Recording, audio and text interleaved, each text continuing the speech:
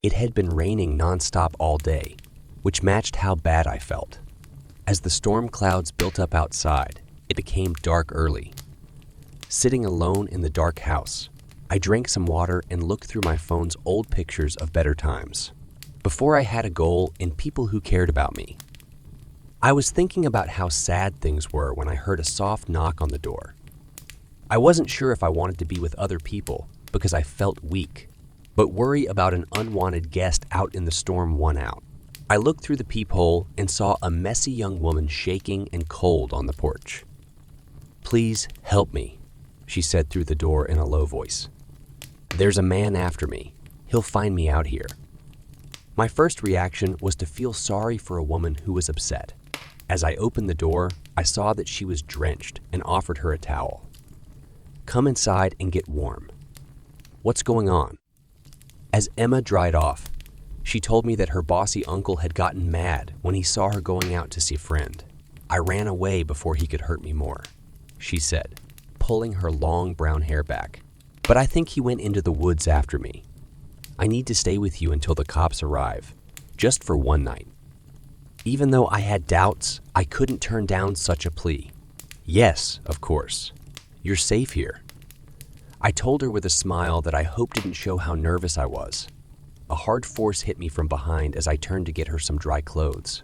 As I fell to the floor, I saw stars shooting out of my eyes. As I slowly woke up, I laid there powerless, staring up at Emma and another figure standing over me. A huge man with a cruel grin that I will never forget. "Well, it looks like our girl got us another catch. Kyle," he said in a rough voice. She smiled in a funny way. "I told you, it would be simple." He let me in right away. Her vulnerable innocence had gone away, and in its place was an unsettling coldness. As my blurry vision cleared, I was horrified to see that I had walked right into their trap. From the moment Emma knocked, this crazy pair had been playing me, using my kindness against me. The thought of what they probably had planned for me as a jail in my own home made my stomach turn. Kyle was holding me down, and I couldn't fight him because he was so strong. Fear filled me as I watched my life become someone else's. Emma stood tall and held up the bloody club that she had used to hit me in the head.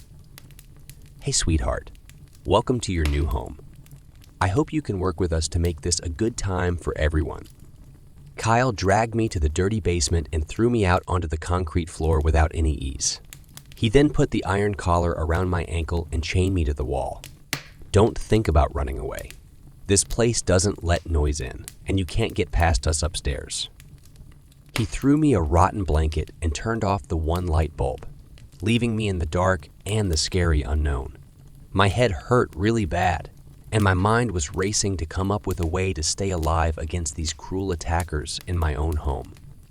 There was no such thing as time down there. Minutes seemed to last forever. The only sounds I could hear from the outside world were my attackers' muffled footsteps and laughter. I would sometimes fall asleep and wake up at the slightest sound of a creak or groan, picturing unknown horrors slowly moving toward me in the pitch black darkness. After what seemed like forever, the basement door squealed open, letting a flash of lead light blind me for a moment. Emma walked down the shaky wooden stairs with a plate of leftovers in her hand and a mean look in her eyes. "Time for dinner, Pete. I hope your stomach is growling." She put the warm food in front of me with disgust, like you'd give table scraps to a scruffy dog. I greedily ate the small amounts while she looked at me with amusement, trying to keep my cool even though I was starving. "I bet you have questions, sweetheart. Why we let you into our house," Emma said silkily as she used her finger to make patterns on the dirty floor. "I've always been different from Kyle. We have a cleaner view of the world than most people. It's freeing to be able to act without worrying about what might happen." I felt sick to my stomach as I thought about the horrible things they must have done to get to this point. It was a nightmare, but I knew I had to go along with it and learn everything I could. "With care?" I asked. "Different how?" Emma's eyes lit up. showing that she was excited about the chance to explain her crazy ideas to a captive audience. You see, we offer a service. Lonely people who don't have anyone to miss them. We offer them company in their last moments. The writing is really quite beautiful. As she got closer, her nail ran along my chin, and I had to fight back a shudder. Kevin gets pleasure from the act itself. But the chase is what gets me excited. The lies and the lure. It is amazing to see their faces light up when they think the game is over. Her unsettling honesty confirmed how bad things were for me. I was just prey for these evil hunts, and they could torture and throw me away whenever they wanted. I carefully replied, "You seem to have this process down to an art." I tried to hold back my disgust, but how are you going to stay away from being caught? Her flawless features lit up with a happy smirk. I had fallen for it. That's my favorite part. You see, we're very careful about hits.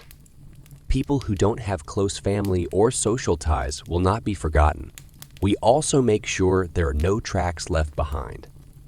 She started telling horrible stories about past victims and cover-ups, and she didn't seem to notice that my eyes were getting bigger with fear. Every word that opened my eyes helped me understand my attackers better, and maybe even beat them. For now, all I could do was nod along and try to remember every small action that might be important for getting away. I slowly woke up, but my mind kept pulling me back to the nightmare that had become my constant reality. It had been unknown amounts of time that I had been locked up, with Emma's occasional visits to tease and question me more. But today seemed different. The loud screams of Kyle and Emma's laughter echoed down, carrying a strain I hadn't noticed before. Above, a heated argument was going on, caused by a disagreement that couldn't be seen. I took advantage of the chance and raised my dry voice. "Emma, how are you doing? It seems like Kyle is mad." Suddenly, there was silence, and quickly moving feet filled the room. Emma walked up to the cellar door with her eyes sparkling and red around the edges. She mumbled, "It's nothing," and walked down with shaky steps. Kyle's just in a mood as usual. She got down on the bottom step, hugged her knees, and turned away from my curious eyes. Behind her calm exterior, a rough war was going on. My sudden worry broke through her defenses and showed her secret weaknesses. This has been going on for a long time. Any relationship is under a lot of stress. Emma's shaky calm showed that she was hurting more deeply.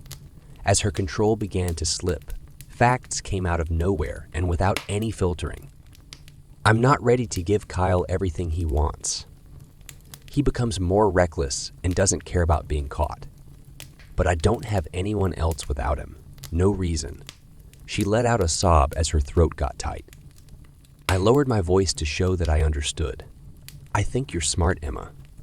Able to do a lot more than this. His effect hurts your chances."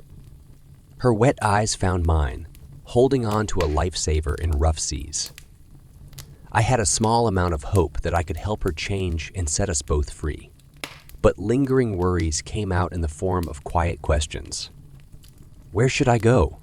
Who would want to be with someone like me? She was tied down by fear and hate for herself, just as much as I was. This hurt girl stayed locked up in darkness because it knew everything about her. You can do what you want. Choose to stay stuck in painful memories or see the unknown as a chance to change. Let go of the bad things that are holding you back. You don't have to go through life by yourself. It seemed like my sincere plea hit home. Old monsters and hidden hope were at odds with each other behind closed eyes.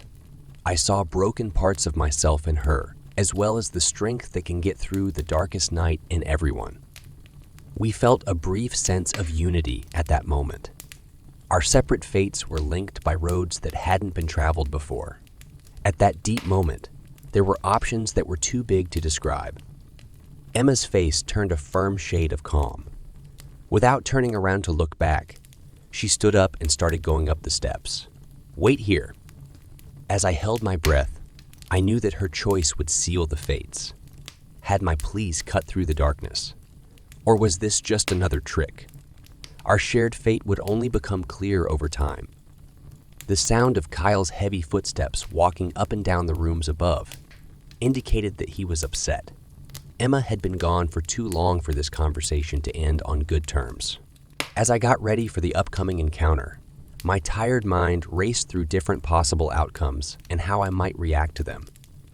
A yell of anger shook loose stone and dust off the low ceiling.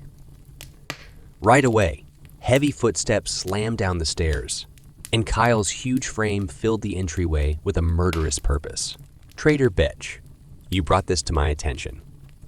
As he lunged, my chain shook tight, and in an instant, his thick fingers closed around my throat.